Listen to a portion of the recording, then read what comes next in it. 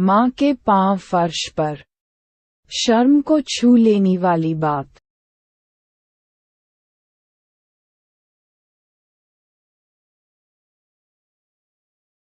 इंसान को तो उस फर्श को भी चूम लेना चाहिए जहां माँ के पैरों के निशान पड़े हों। नमस्ते दोस्तों, मेरा नाम अजय है। मैं कुछ दिन पहले अपने एक परिचित मित्र के घर गया था। उन्होंने बड़े आदर से मुझे अंदर बिठाया, लेकिन जिस वक्त घर में मैं बैठा था, उनकी कामवाली घर की साफ सफाई कर रही थी। मैं आगे ड्राइंग रूम में बैठा था। मेरे परिचित मित्र फोन पर किसी और से बात कर रहे थे। उनकी पत्नी सरला चाय बना रही थी। तभी मेरी नज़र उनके सामने वाले कमरे तक गई, जहां उनकी कामवाली फर्श पर पोछा लगा रही थी। अचानक से मेरे कानों में एक तेज आवाज आई, सुन बुढ़िया, अभी अभी मैंने जमीन पर पोछा लगाया है, नीचे भूलकर भी पाँव मत उतारना। मैं बार बार एक ही काम नहीं करती रहूंगी। ये आवाज उनके कामवाली नौकरानी की थी। मैंने अपने परिचित मित्र से पूछा, आपकी माँ कमरे में है क्या?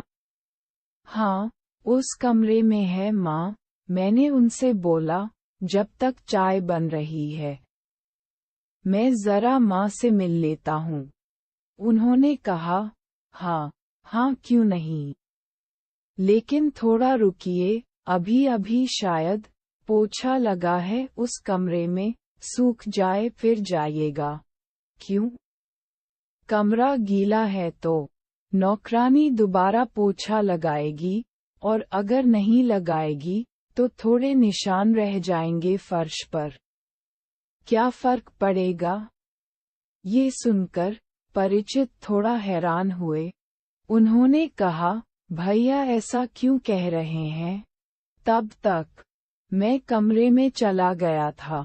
गीले फर्श पर अपने पाँव के खूब निशान उकेरता हुआ मैं माँ के पास गया। मैंने उनके पाँव छुए और फिर उनसे कहा कि चलिए आप भी ड्राइंग रूम में, वहाँ साथ बैठकर चाय पीते हैं। चाय बन रही है, भाभी रसोई में चाय बना रही हैं। मैंने इतना ही कहा था। माँ एकदम से घबरा गई। माँ बोली, अरे नहीं, अभी फर्श पर पाँव नहीं रखना है। अभी पोछा लगा है। फर्श गीला है न, मेरे पाँव के निशान पड़ जाएंगे। मैंने कहा, पाँव के निशान पड़ जाएंगे? वाह! फिर तो मैं उनकी तस्वीर उतारकर बड़ा करवाकर फ्रेम में लगाऊंगा।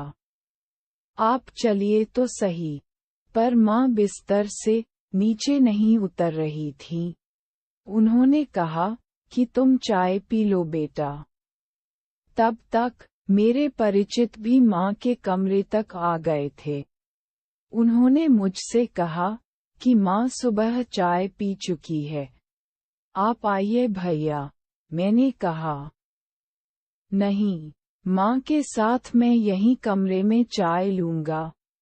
चमकते हुए टाइल्स पर मेरे जूते के निशान बयां कर रहे थे कि मैंने जानबूझकर कुछ निशान छोड़े हैं। वो समझ नहीं पा रहे थे कि आखिर मैंने ऐसा किया ही क्यों। उन्होंने मुझसे तो कुछ नहीं कहा, लेकिन नौकरानी को उन्होंने आवाज दी, सबिता, जरा इधर आना। इधर फर्श पर भैया के पाँव के निशान पड़ गए हैं, उन्हें साफ कर देना। सबिता ने गीला पोछा फर्श पर लगाया। जैसे ही फर्श की दोबारा सफाई हुई, मैं फिर खड़ा होकर उस पर चल पड़ा। दोबारा फर्श पर निशान पड़ गए। अब सबिता हैरान थी। मेरे परिचित भी, तब तक उनकी पत्नी भी कमरे में आ चुकी थीं। उन्होंने कहा, भैया आइए चाय रखी है।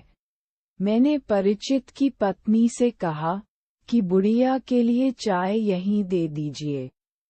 मेरे परिचित ने मेरी ओर देखा। मैंने कहा कि हैरान मत होइए। वो चुप थे। मैंने कहा कि मुझे ऐसा लगता है कि आप लोग अपनी माँ को प्यार से बुढ़िया बुलाते हैं। सबिता वहीं खड़ी थी सन होकर। परिचित मित्र की पत्नी भी वहीं खड़ी थी सन। परिचित ने पूछा, क्या हुआ भैया? मैंने कहा, हुआ कुछ नहीं। मैंने खुद सुना है कि आपकी सबिता माँ को बुढ़िया कहकर बुला रही थी। उसने माँ को बिस्तर से उतरने से धमकाया भी था। यकीनन कामवाली ने माँ को बुढ़िया पहली बार नहीं कहा होगा, बल्कि वो कह भी नहीं सकती उन्हें बुढ़िया। उसने सुना होगा बेटे के मुंह से, बहू के मुंह से। बिना सुने वो नहीं कह सकती थी। जाहिर है आप लोग प्यार से अपनी माँ को इसी नाम से बुलाते होगे, तभी तो उसने माँ को बुढ़िया कहा। पल भर के लिए धरती हिलने लगी थी। गीले फर्श पर हजारों निशान उभर आए थे। अचानक मेरे और मेरे मित्र के आंखों के सामने उनका पूरा बचपन दिखाई देने लगा। मेरे परिचित के छोटे छोटे पांव के निशान वहां उभरे हुए हैं। बच्चा भाग रहा है, माँ खेल रही है बच्चे के साथ साथ। एक निशान, दो निशान, निशान ही निशान।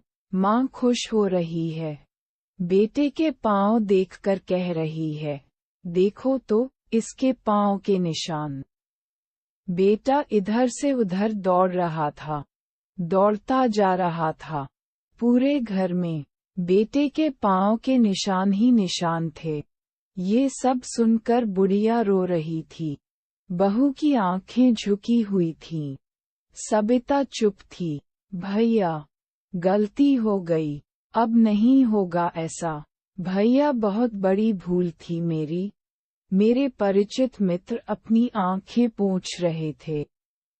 मैं वहां से चल पड़ा, सिर्फ उनसे इतना कहकर कि आंखें ही नहीं पोंछनी चाहिए, उस फर्श को तो चूम लेना चाहिए जहां माँ के पांव के निशान पड़े हों। इस कहानी का आशय सिर्फ इतना है कि जहां माँ के पैर पड़ते हैं, वो स्थान स्वर्ग से भी बड़ी हो जाती है।